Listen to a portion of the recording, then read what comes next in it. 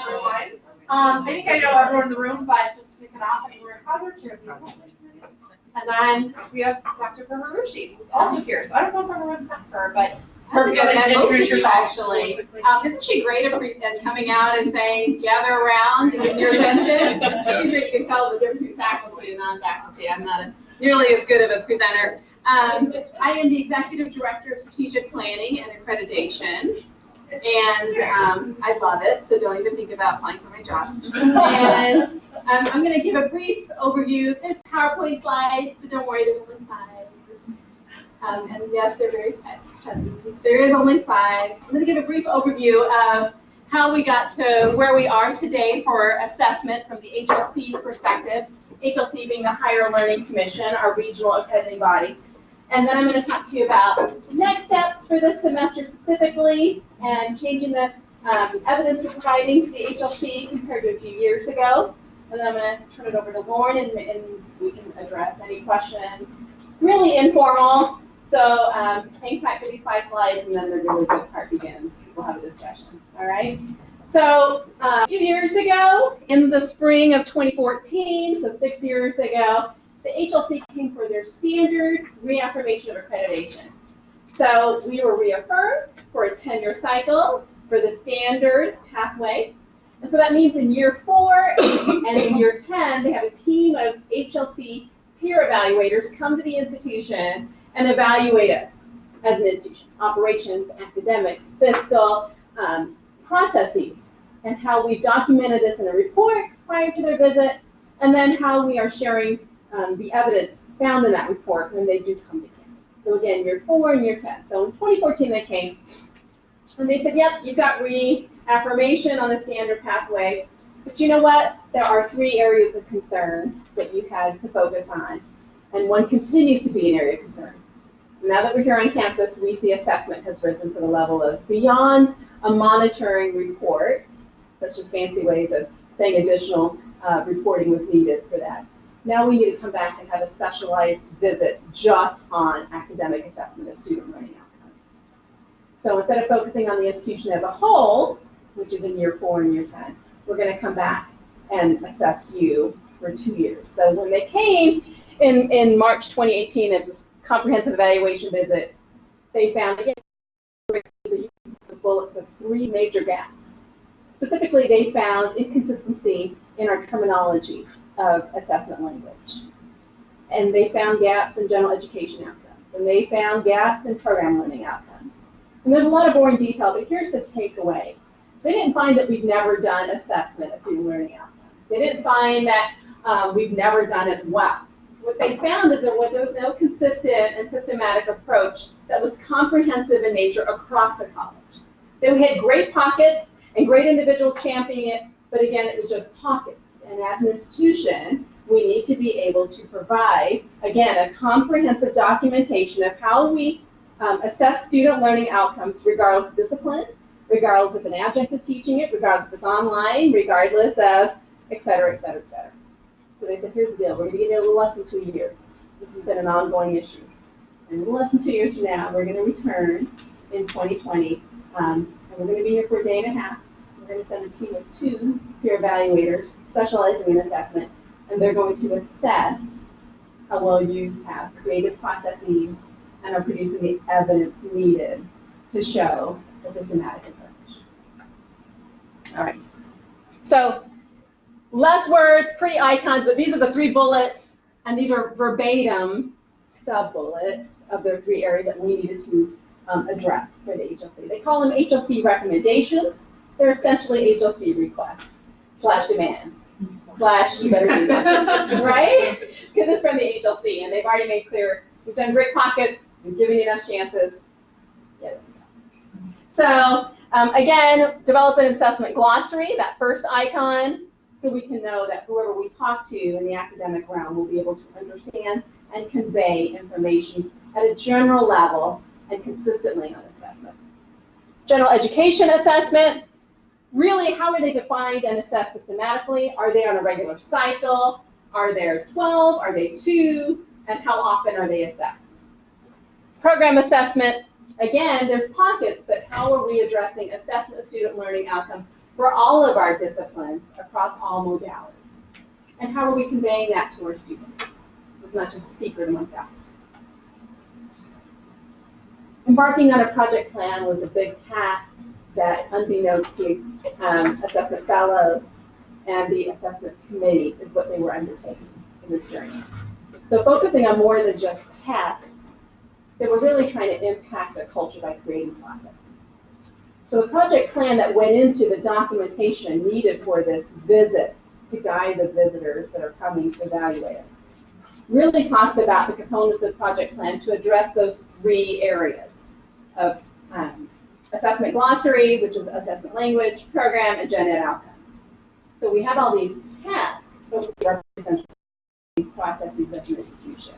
We had a timeline of how we're doing it, but again, it was really associated with how the cultural impact is changing. So it's not just a committee doing the work, although they are leading it. It's not just fellows doing the heavy lifting, although they are championing it, but how are we addressing this for all in the academic realm? And then, of course, signifying on the project plan the impact, low, medium, and high. Again, this report is all on the academic assessment portal page. It's open to all employees, so I really encourage you to look at that very well-written report. So our countdown begins. We do have a 2-day visit. Fun fact, it's actually a day and a half, so it's not that bad. April 27th and 28th. It's going to be here before you know it. So it started with really defining what has been done through that project plan that was done early in the fall semester, and then writing this report. And that writing really is showing the documentation of evidence. Again, all of the evidence referenced in the report is in the academic assessment, on the academic assessment portal page. So you can open it at any time, anything that's referenced in there, evidence is shown in the template, the forms, you know, plug for Beth here. She's actually shown as a shining example that's actually put out there. I didn't see there. So it's really, really wonderful to see all of the evidence produced and where to find it throughout on that page. And now this semester, you are our first group in the CTE, really building this awareness and continuing that. But then in March and April, getting into the mock visit prep.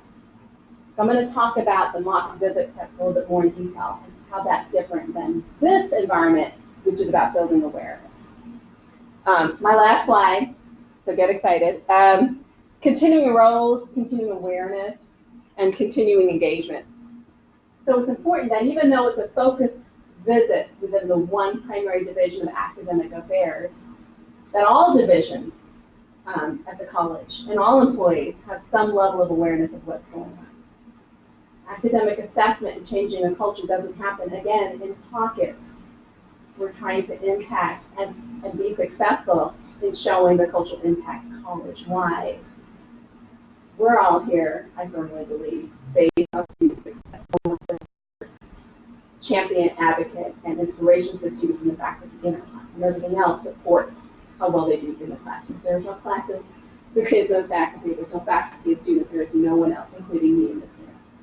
And so awareness of all of the work the faculty are doing, again, led by the assessment fellows and the academic assessment committee, but the faculty are doing is really important. So you can see a little list of where we presented these slides. College Council, Board of Trustees in December, Senate. It's a wide range, but the actual heavy lifting beyond awareness this semester is really going to be focused on the faculty. So we have mock visit preps. So I don't know if you're familiar with that term, but it's really role playing. So the evaluators come to town. What are the questions they're going to ask? How are they going to delve into that report? Remember, the report is going to guide them. They are really fact finders. All accreditors are, no matter what the accreditation process. And a focus visit is no different. So what we document in this report, if they're going to come, is that really what's happening in the department? Do you understand what these terms are in assessment? What is our general education outcome to be measured this year? Is next year communication? Is it this year critical thinking? And what are the processes for that? I'm a new adjunct. How do I get involved? So developing this Q&A, developing the answers as a group of faculty not being told what that is what we're going to work on towards in the academic division. And then I'll work in separate segments with those outside of the direct work of academic affairs. There will be a small Q&A with the president and the evaluators, for example, and how that impact on the culture is going from a presidential perspective. VP Campos, of course, will have a separate meeting with the evaluators as well. Curian, everyone loves Curian, and research will have a different take on. So there'll be a couple offshoots, but primarily the mock visits will be focused in the academic affairs division. So that's a lot of information, a lot of great information, and a great PowerPoint. So with that, over to Lauren, and then take any questions. Yeah, I think it's pretty informal at this point, so hopefully some of you got a chance to view that PowerPoint in a different venue, whether it's workshop or full or part-time faculty, or maybe other avenues on campus. But even if it was your first time seeing that information and learning more about our focus visit that's coming up, are there any questions or thoughts? This is kind of an informal space where we wanted to share some of this content, but then really be able to open it up and kind of have a conversation about the visit, answer any questions. So we can just kind of open it up with that. Like, what are you thinking about? Do you have questions about the process leading up to this point? What's to come? What's on your mind, and what are you guys thinking about? Well, I guess the first thing that struck me as an adjunct, how this affects me and how do I get involved. Obviously, as an adjunct, I'm not here all the time. Yeah. I'd like to help where I could. Yeah, absolutely. What department do you teach? I'm social science. I teach geography. Okay, great. So yeah, so you will have assessment fellows who are rooted within your department, different areas. So directly, Robin Dillo would be the assessment fellow in your area for geography courses. And so that would be a person to kind of get connected with. She's also an adjunct faculty member. So Robin Dillo, for kind of your department area, would be a great person to get in contact with in terms of the course and program learning outcomes that are being assessed in your area. And also, in just a moment, as we kind of have a conversation, I'm probably going to pull up the portal page as well, just so we can kind of walk through and show you some of the resources that are available there. We have our meeting dates and times. We have our assessment handbook where you can read through and kind of get an update on the processes. So I'll pull that up and be able to show you that as well. Okay, thanks. Yeah, great question. Yeah. I have a question. So it looks like I'm not sure I got the years right. It looks like in 2014 they came, they told us to kind of get your act together, and then again come back saying not quite what we need. So I'm just curious what we did differently between the last 2 years versus the first 4 years, and how we're preparing to make sure we don't get that next thing that's saying still not there. I'm just going to say that that's solely the purpose of the report that was on the website, just submitted to HLC. The sole purpose of the report is, what did you do differently? What are we going to expect when we come there? And what's your evidence to back up what you're saying, so it's not fluff words filling up in Times New Roman font here on these pages. And so those processes, very factual. I always call it a biography. It's so factual presented. That'll give you more detail, but I'm going to turn it to Lauren to actually explain, because as the chair for the last 2 years, she stepped in this role right on the heels, literally fresh on the heels of being told we have 2 years, less than 2 years to do this. And congratulations to the new chair. And, and she's like, great, and so here she is 2 years later, so she'll be able to give the details. Yeah, I'm going to go ahead just right now. I'm going to pull up the portal page just so I can show you as well. So let me show you the portal page first, and then I'll kind of address some of the larger concerns there. So if you log into your portal, underneath faculty resources, there is a page here called the Academic Assessment Committee page. So if you head to the Academic Assessment Committee page, there is a lot of information, including our spring 2020 meetings listed there. These are typically held in the library, but it has the dates and times listed there. We also have our different subcommittees and a brief description of some of the work that's being done here, along with the assessment committee members that are leading each of those teams. And then I've included most of the links on the right-hand side, but they're also listed underneath. But we do have our announcement here that the Institutional Focus Visit report. So that is that fabulous report that was written that really goes into detail all of the work that's been done in the last 18 months. And that was what was just recently sent to the HLC. So like Purva stated, that is really what's going to guide the visit team when they're coming to campus, is a detailed description of the work that's been done. So I would really encourage you to take a look at that report, because that was really going to let you, kind of help you dig in. I can give you some brief kind of highlights, but that's really going to be the best source to kind of dig into that. There's other information up here as well, including the assessment handbook. That is an assessment committee document that lists out kind of the roles, responsibility, and the work that the assessment committee does. And it also includes the assessment glossary, so those standardized definitions around assessment work. So that's another great tool for kind of ongoing assessment practices here at Triton, is to take a look at the assessment handbook. There's a few other kind of Q&As, like, for example, how to submit assessment plans and reports, what are our general education outcomes, so some kind of questions like that. There's documentation as well, along with all of those links. So our assessment plans, we have some revised processes, but again, in terms of our visit, there was some really needed to be some work done in terms of some of our assessment plans at the program level. And so you'll see all of the departments and areas, the plans that were submitted here. So you can dig in and you can see everyone's assessment plans and what student learning outcomes each different department and area has been assessing this year. You'll also see our plan and reporting documents. And then if you click on the link for the HLC Focus the Focus Visit, I just want to show you this as well. This is all of the information that the visit team is going to see. So we have the report here. We also have the project plan that Purva mentioned.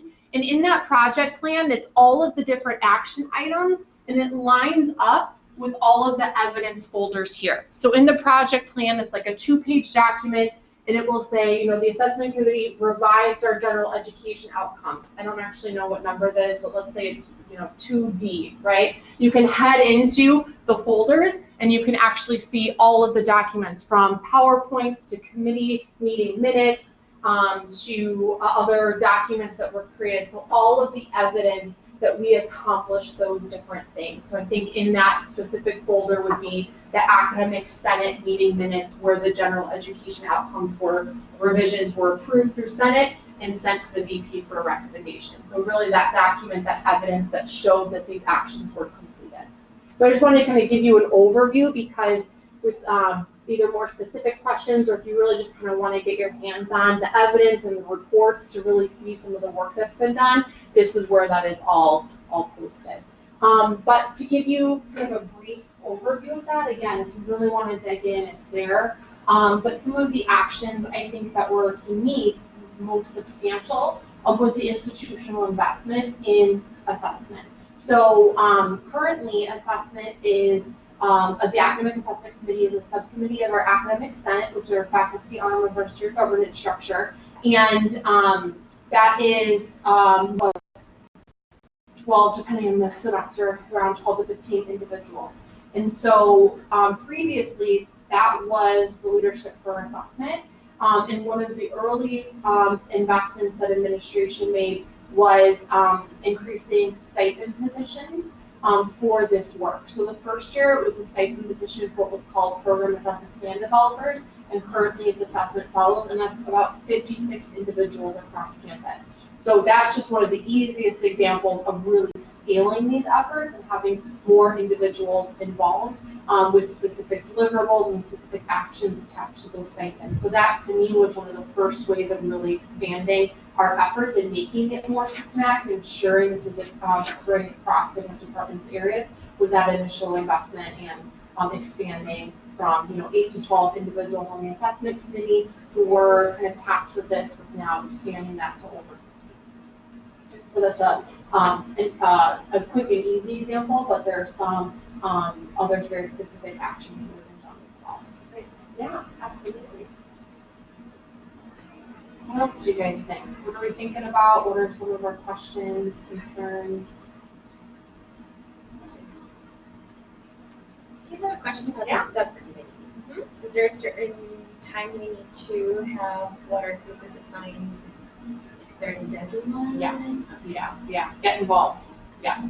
So kind of last semester, we were kind of jumping on those committees, but yeah, getting involved because that's going to be tied to stipend.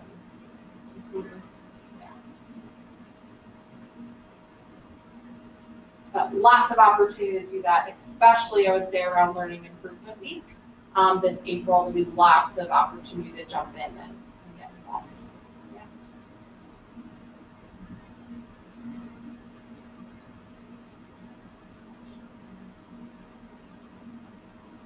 What's your question? I emailed you earlier. Oh, great, I will check that. Thank you. This is sort of out there. I'm hoping obviously everything works out okay and we get off of double secret probation. Whatever we're on. If for some reason, do we get another like extension? I'll toss that to Dr. Thank Rushi. you. Yeah. Well, fun fact, okay, so let me back up. HLC, I am a peer evaluator. I've done tomorrow will be at my 70th institution. I'm evaluating different aspects of the crediting areas, so focus visits, comprehensive evaluations, action projects, which I'm familiar with, but additional locations, to different accrediting bodies. So it is, just to be clear, we are not under double secret probation. We have been involved in institutions there. We are not there. We are not close to it.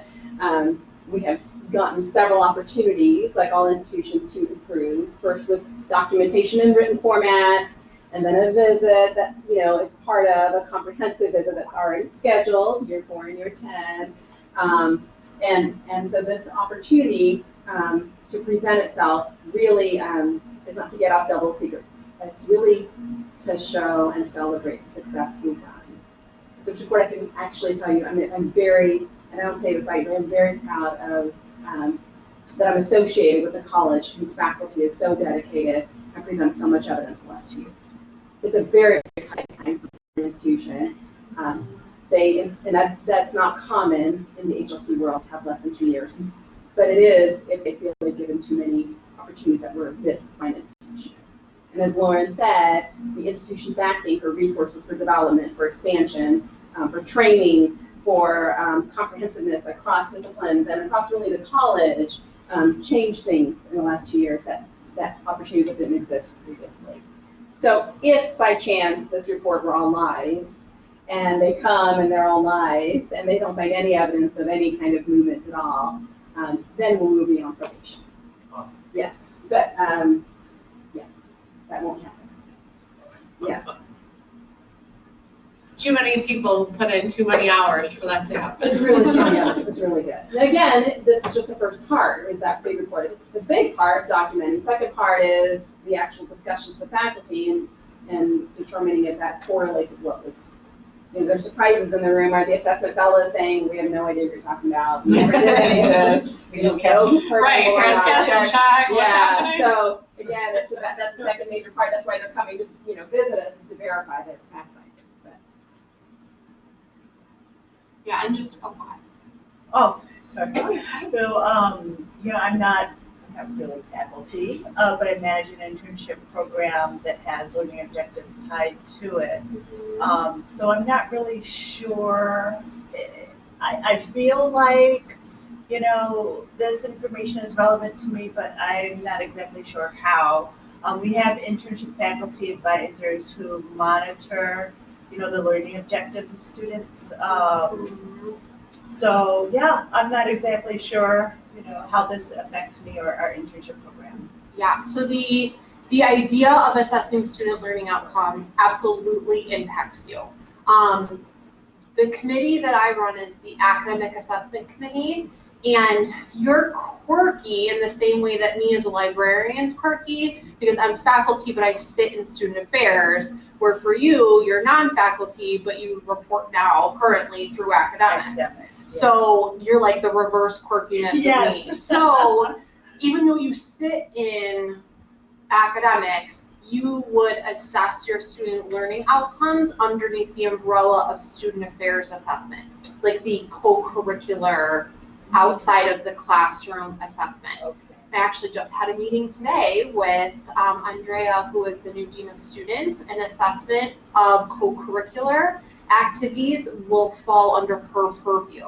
Okay. And so it's a structure, our assessment of co-curriculars is a structure that has been built, but I would align, or I would make the comparison similarly, that there were some really great pockets, but we are also, from my experience under the co-curricular assessment, still having some of the systematic kind of structural work to be done, similar to what we've recently done with academics, also coming under student affairs, especially with the recent amount of turnover and leadership in that area. So that is coming, and assessing student learning and co-curriculars is absolutely critical and important, and really, really critical work to be done. I think some of the foundation, the roots are there, but I think some of the work as an institution will be similar structural work for the assessment of co-curriculars. And so I hope that the work that we've done the last 18 months can start to really build towards that larger institutional process with student learning both in the classroom and outside. So I think we're continuing the work that we've done as the academic assessment committee is not separate from, but I hope will inform and continue to build on those processes. So hope that answers your question. Yes, it's relevant to you, and I think that is work that is still to be done, but is critical, and we'll get there. So you are on the forefront of that. Okay. Would I reach out to Andrea, if I had any questions? I would say that organizational chart with assessment under her purview has been shared in very public institutional forums. So I would say yes. Okay. You could probably reach out to her and say, hey, I know that's falling under your purview, and you could reach out to her with any questions. But I'm sure that that's going to be communicated widely as those plans develop. Okay, thank you. Yeah, absolutely. Any other thoughts or questions related to the focus visit?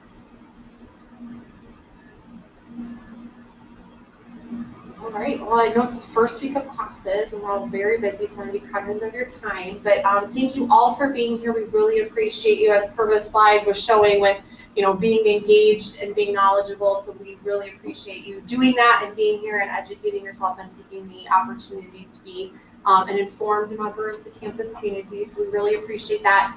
If you have any questions or anything that kind of pops up as we move through this process, please don't hesitate to reach out to me or to Purva. We're happy to answer any questions. We really want this to have a lot of open communication around this process moving forward this semester. So please don't hesitate to reach out. Thank you guys so much. Thank you Appreciate all, it. you guys.